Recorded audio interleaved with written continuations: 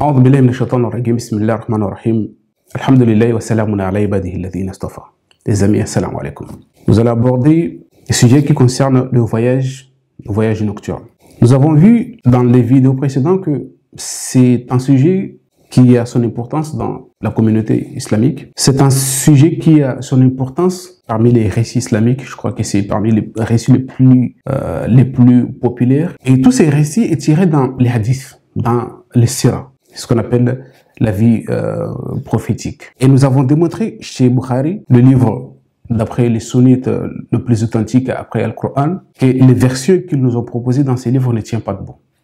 Ce ne sont pas des versions qu'on peut se fier pour affirmer que ces récits a eu lieu comme il est décrit dans Al-Bukhari, ou dans les hadiths, nous avons vu plusieurs versions des hadiths, ça ne colle pas. Mais la question à se poser aujourd'hui, c'est est-ce que c'est le prophète Mohammed alayhi salam qui a effectué ce voyage ou c'est notre prophète? Et pourtant dans Sourate Al-Isra, tout de suite après le verset qui nous raconte ces récits, il y a notre prophète qui est cité. Est-ce que c'est ce prophète qui a fait ce voyage? Comment le voyage a eu lieu? Comment c'est entre ces réalités, entre la réalité de ce voyage qui est cité dans le Coran al-Karim et la mythologie des récits en dehors du Coran qu'on nous cite jour et nuit. Nous allons essayer de non pas faire détailler, nous allons juste donner quelques références à la personne qui nous écoute, à la personne qui cherche aussi la vérité, qui veut avoir la vérité, des références qui vont lui permettre d'aller plus loin et d'aller aussi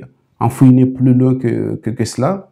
Peut-être il saura beaucoup de choses plus que nous et il saura comment se situer ou comment l'histoire a été racontée de manière à ce que la réalité soit camouflée. Les personnes qui ont raconté l'histoire, qu'on nous a enjolivé l'histoire, ils ne se sont jamais référés au livre, mais avec des hadiths, avec ce que Bukhari a dit. Et comme nous avons dit, nous l'avons déjà démontré auparavant, que les récits qui se trouvent chez Bukhari concernant cette histoire, ce sont des récits bourrés des contradictions, que ça ne pouvait pas être possible. C'est impossible. Une personne qui a un peu de savoir, qui a un peu de connaissances, ne peut pas accepter ces genres de récits, ne peut pas les authentifier. Mais ce qui est étonnant, c'est que les contemporains de Mohammed alayhi salam lui avaient demandé aussi de monter au ciel. Ils avaient fait quelques propositions que pour croire en son message, il faut qu'il fasse des miracles. Il faut qu'il fasse des choses qui prouvent qu'il est prophète, ou qu'il fasse des choses qui prouvent qu'il a la capacité de reproduire des choses comme les messagers qui étaient avant lui. Ils ont dit quoi dans ces mêmes sourates, dans Sourate Al-Isra, verset 90. Ils ont demandé ceci. Or, ils dirent: nous ne mettrons pas en œuvre le dépôt confié en accord avec toi tant que tu ne feras pas jaillir de terre une source abondante. C'est la première des choses qu'ils ont demandé.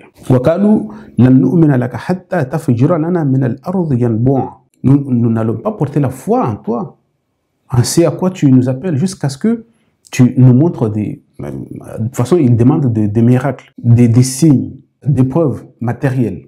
Alors que n'importe quel musulman, tu le demandes, est-ce que le prophète Mohammed alayhi salam a été muni des signes matériels, des miracles matériels? Il te dira non. Il dira qu'il n'avait de miracle que ce Coran que nous avons aujourd'hui. Et où sont les signes alors qui sont cités dans Sourate Al-Isra, Linuriyahu min ayatina, dans le premier verset? Dans ayatina, qui sont physiques, des miracles, peut-on dire ainsi, qui sont physiques. Ils sont où? Il n'y en a pas. La deuxième chose qu'ils ont demandé, c'est quoi? Ou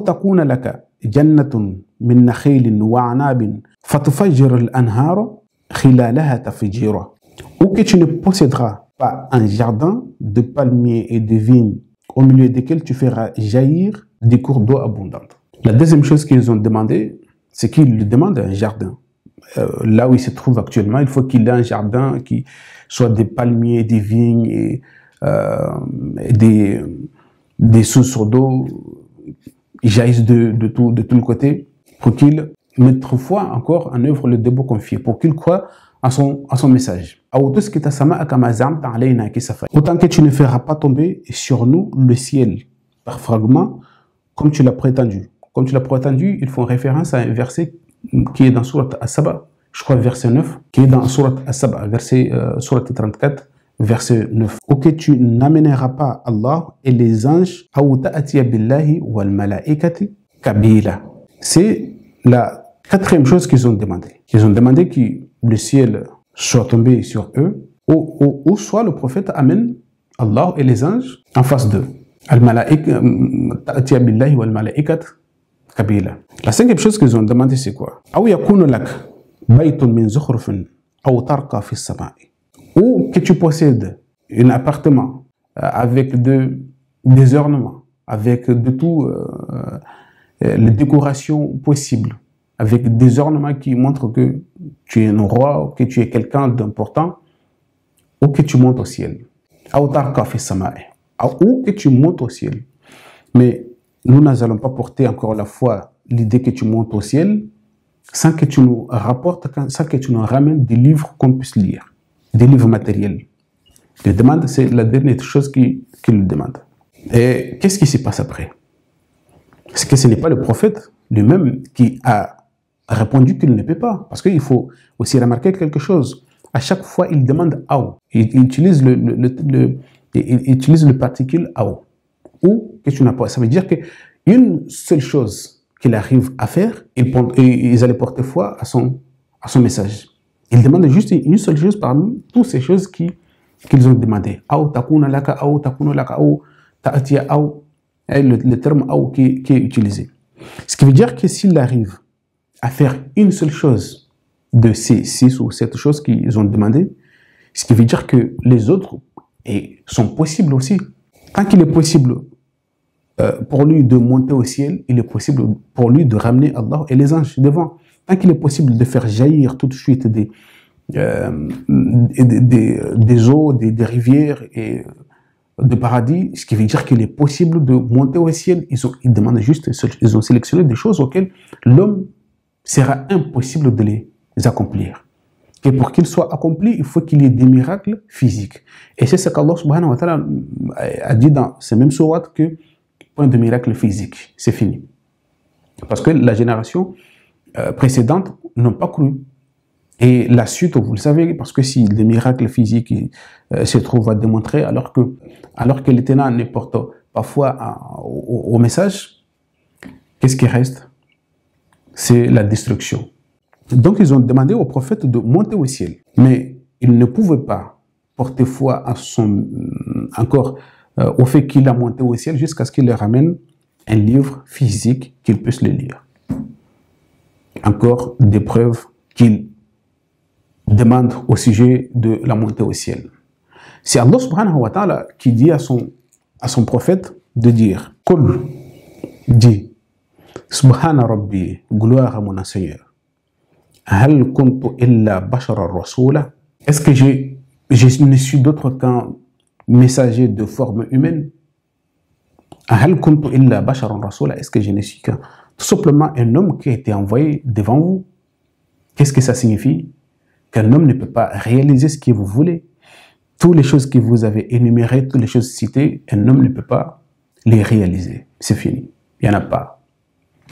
C'est Allah subhanahu wa ta'ala qui a répondu à la place du prophète. Il lui a dit de répondre, est-ce que je ne suis qu'un homme qui a été simplement envoyé pour véhiculer ce message? Hal kuntu illa bashara rasula. Ces récits, cette histoire, ces versets ont tout à fait nié l'idée que le prophète puisse monter au ciel. Parce qu'on l'avait demandé. Et c'est Allah subhanahu wa ta'ala qui a même suggéré à son prophète de dire que non, c'est impossible. Un homme ne peut pas monter au ciel. Un homme ne peut pas ramener Allah. Un homme ne peut pas ramener les anges. Un homme ne peut pas faire jaillir de l'eau. Tu n'es qu'un messager. Tu n'as pas la capacité de faire tout cela. Et sans aucun autre verset, Allah ne nous a pas indiqué qu'il y a des choses parmi ces choses qui ont eu lieu. Donc, si nous revenons à l'histoire du premier verset, Surat Al-Isra, qu'Allah subhanahu wa ta'ala يقول سبحان الذي أسرى بعبده ليلا من المسجد الحرام إلى المسجد الأقصى الذي باركنا حوله لنريه من آياتنا إنه هو السميع البصير. Dans ce verset, il y a des mots qui ont réussi à heurter notre conscience, qui nous amènent à chercher autre chose dans l'histoire que ce qu'on nous raconte. Le terme barakna ou le terme hawlahu, le terme barakna hawlahu, c'est le terme barakna et le terme hawlahu, linuriyahu min ayatina. Ayatina. Ces termes, qu'est-ce qu'ils nous disent? Parce que nous le trouvons dans d'autres versets. Nous le trouvons dans d'autres récits qui nous parlent de qui exactement? Qui nous parlent de Moïse. Ce qui veut dire que cette histoire ne concerne pas le prophète Mohammed alayhi salam, le messager Mohammed alayhi salam. Ceci concerne uniquement à Moïse. Et c'est pourquoi nous lisons la suite. وَآتَيْنَا مُوسَى الْكِتَابَ وَجَعَلْنَاهُ هُدًى لِبَنِي إِسْرَائِيلَ أَلَّا تَتَّخِذُوا مِن دُونِي وَكِيلًا. Moi, je crois que c'est la suite, une suite logique de l'histoire. سبحان الذي أسرى بعبده ليلا من المسجد الحرام إلى المسجد الأقصى الذي باركنا حوله لنريه من آياتنا إنه هو السميع البصير وآتينا موسى الكتاب وجعلناه هدى لبني إسرائيل ألا تتخذوا من دوني وكيلا. Et c'est là la suite de l'histoire. Nous allons regarder les mots qui se trouvent dans ces versets. Nous avons dit barakna, nous avons dit hawlahu, nous avons dit layla et nous avons dit ayatina. Tous ces mots, tous ces termes, nous les trouvons dans les récits de Moïse. Dans Sourate 27, c'est le premier rencontre de Moïse avec Allah.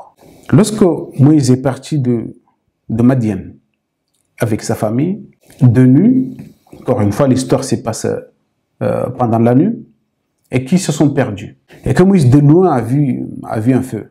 Il a dit à sa famille, attendez-moi ici, je vais m'approcher du feu en essayant de trouver peut-être quelques tissons pour vous faire réchauffer ou des informations qui vont nous permettre de nous situer. وَإِذْ قَالَ مُوسَى لِأَهْلِهِ إِنِّي آنَسْتُ نَارًا سَآتِيكُم مِّنْهَا بِخَبَرٍ أَوْ آتِيكُم بِشِهَابٍ قَبَسٍ لَعَلَّكُمْ تَصْطَلُونَ. Lorsqu'il s'approcha, lorsqu'il arriva, فَلَمَّا جَاءَ نُودِيَ أَن بُورِكَ. Écoutez le terme. نُودِيَ أَن بُورِكَ. Kalmat Bourika vient du racine baraka, dans le shem baraka, qui nous amène à barakna. Il y a juste le terme alf qui est barakna et le terme waw qui est bourika. An bourika. Le terme bourika, c'est dans le même shem avec baraka. An bourika, man finnari wa man hawlaha. Ces deux termes, nous le trouvons dans le premier verset du surat Al-Isra. Alladhi barakna hawlahu. Barakna hawlahu. Qu'est-ce que nous comprenons de l'histoire? C'est que dans l'espace qui se trouve Moïse, et Allah subhanahu wa ta'ala nous a dit ici que barakna hawlahu, dans l'espace où le récit a eu lieu, c'est que barakna hawlahu, c'est l'espace où Moïse se trouvait, qu'Allah subhanahu wa ta'ala yaqul an burika man fi an-nar wa man hawlaha wa subhanallahi rabbil alamin. La première des choses, Sourate 27, versets 7 à 10. C'est, je crois, l'espace qu'Allah subhanahu wa ta'ala nous a dit dans Sourate Al-Isra, qu'il a béni les alentours. Et il nous a dit ici que les alentours auxquels Moïse fut appelé, ce sont des alentours bénis par celui qui se trouve aux alentours.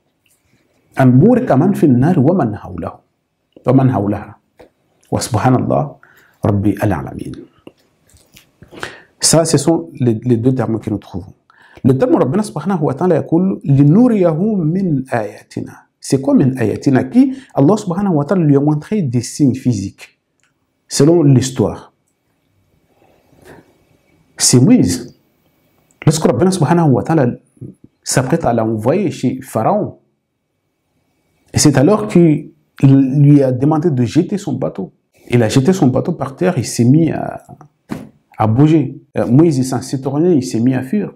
Et Rabbana subhanahu wa ta'ala lui a suggéré de retourner. C'est ça le premier des signes. Le deuxième signe, c'est quoi? C'est qu'il lui a dit d'introduire sa main fi jaybi. Wadkhul yadaka fi jaybika. Takhruju bayda min khayr su'in fi 9 ayatin ila Pharaon. Fi 9 ayatin. Ce qui veut dire que le bateau, la main qu'il doit introduire dans son jaib. Ça fait partie des signes qu'Allah subhanahu wa ta'ala dit que pendant ces voyages, au moment de ces voyages qui a eu lieu la nuit, Allah subhanahu wa ta'ala a montré à son adorateur, si nous pouvons dire ainsi, à son serviteur, ces signes.